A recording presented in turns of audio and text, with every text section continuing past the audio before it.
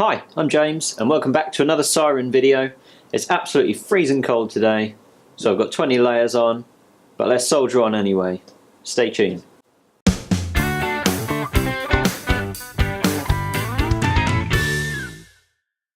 So in today's video, I just want to give you a small update on the current workshop. I've made a few changes which I needed to make this work full time. The new workshop is probably delayed till at least the start of the new year 2018, so I've had to make some changes just to tidy things up, just to make day-to-day life a little bit easier. And the other topic is I've obtained a job lot of woodworking tools from a great friend of mine, the man who taught me everything I need to know about woodworking.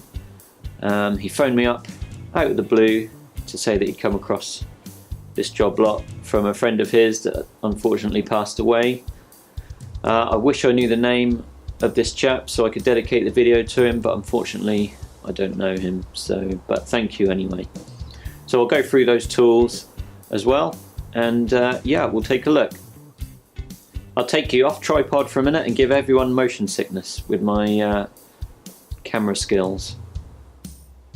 So a tool that I really needed, as you probably saw from one of my previous videos, is a belt and disc sander. And one of the tools in the job lot was this lovely Ryobi, I guess you'd pronounce it, but a nice solid belt and disc sander. Very heavy, nice and quiet, surprisingly. It's actually got a base that can bolt to the bench as well, which I'll be doing at some point. Yeah, I've got it all tracked, aligned. The fence, or the base for the disc side of it, is 90 degrees, that's all set. Dust extraction ports on both. I'll just show you the model, if the camera will let me. There we are. Really nice, really liking that. It's going to be very useful. So if we just switch on the sander and have a look at it, you'll hear that for the size of it, the noise level is pretty good.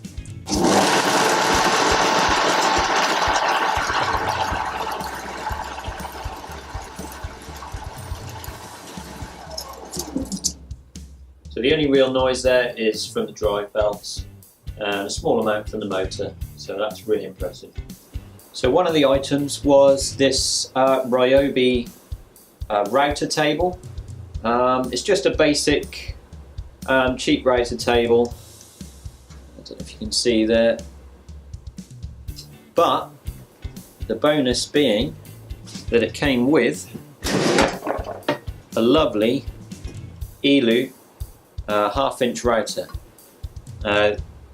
Done a lot of research on these, and they're a bit of a gem, quite old, not available anymore, and yeah, very nice router, which I'll show you in a moment. Now this item is a bit sort of fiddly and it's very budget, is how I would describe it. However, at minimum I think I may butcher the top and build it into one for my new workbench in the new workshop, if we ever get that far. And also I'd probably take the switch gear off of here, because that's quite handy for having the router plugged in on a permanent basis, using the stop and start buttons.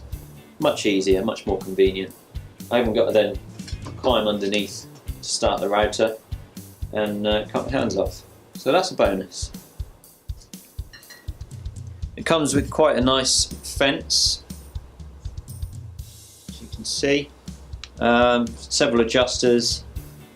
This half of the fence actually can be moved in and out if you want to do jointing on here, so one fence is further out than the other.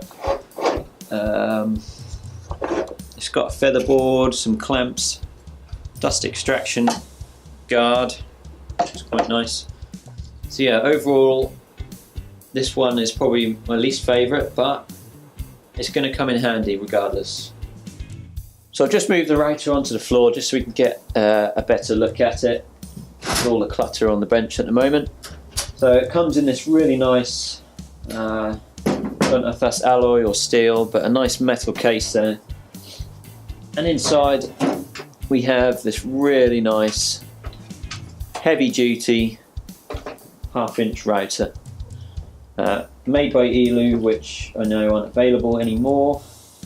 They seem to be a bit of a collector's piece online. I don't know if that's true, but it just seems that way. They seem quite popular. This one comes with all the attachments, the guides, the dust extraction, that kind of thing. So I'm really looking forward to using this. It's great for under a router table because it has this adjustment there, so I can adjust the height without having to climb under the table, which is a big bonus. Yeah, really happy. The only downside is that all my router bits are for a 1/4 inch router at the moment. So that means I've got to buy more bits.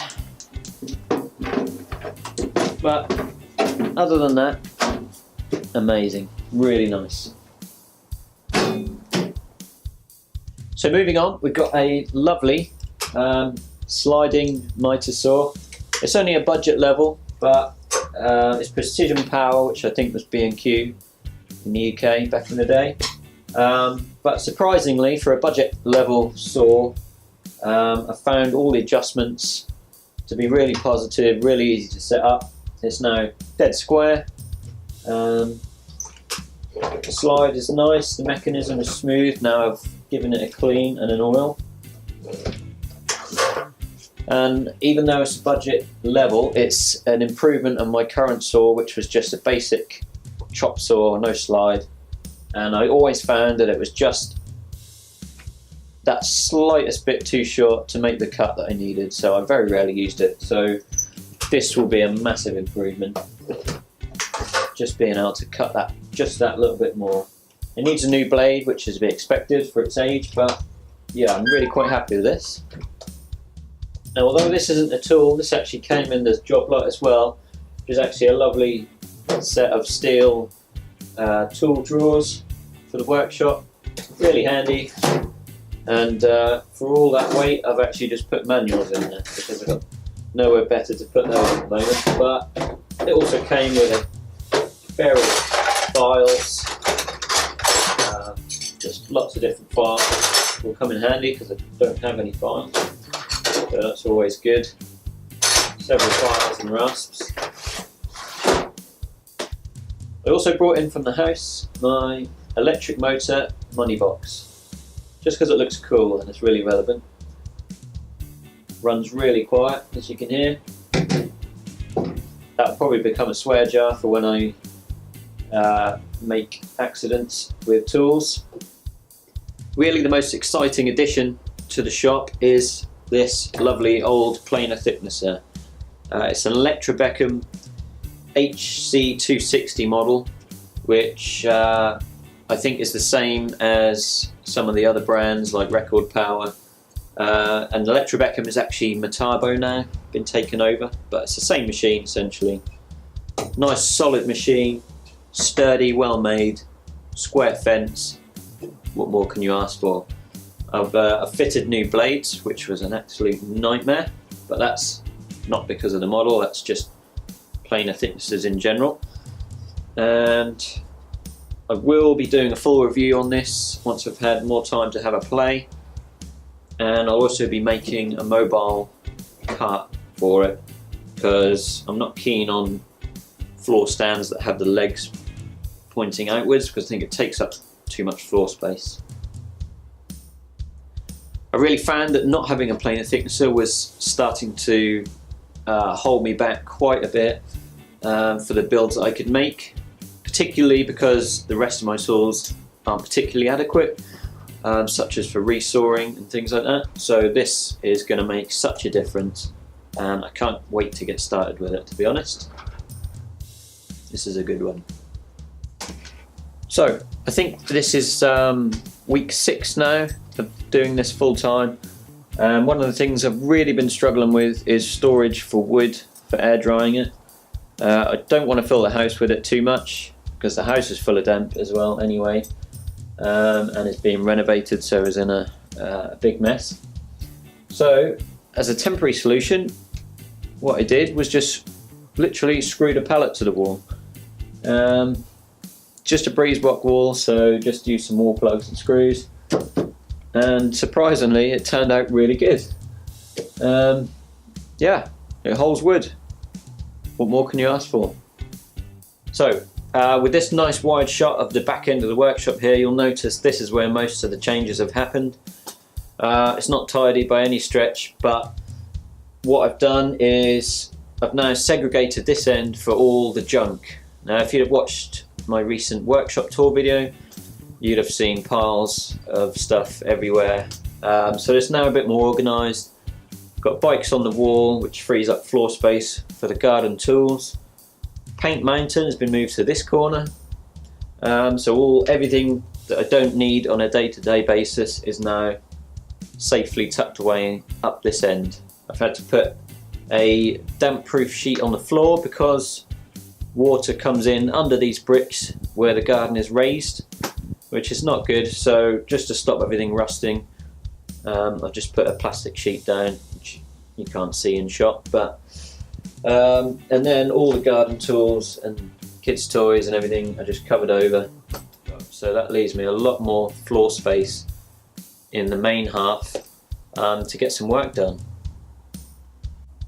So one of the improvements that I have made is this nice small tool wall, which is just a scrap piece of melamine which I've just screwed onto the wall, put several screws in for the hand tools that I use in here day to day. It's just a nice place to store them. It's freed up a lot of shelf space, which is nice. All my sanding discs, everything stored away nicely, so I'm really happy with that. You can probably see behind me the most obvious improvement is that I've moved paint mountain to another corner of the workshop, and that has made way for my new planer thicknesser, which came from this tool coupe. So that sits nicely in that corner, and I can just pull it out when I need to use it. So yeah, you can see just how much space losing the paint, apart from these three, losing the paint gives me. So that's a big improvement day to day. So I hope you found this video interesting. It's only a short one this week, unfortunately. I haven't had a great deal of filming time as I've been working on an exciting new project involving live edge solid slab tables, which I'll go into more detail in a future video. But you can see in the workshop I've made small changes just to help me day to day until I can finally get moving with the new shop. I'll make a new vlog video on that, I think, as well, just going over the plans and having a look at that. So yeah, please do subscribe to the channel. It really helps to build the brand, and follow on. And if there's anything you specifically like to see, please mention in the comments. Thanks again. Bye.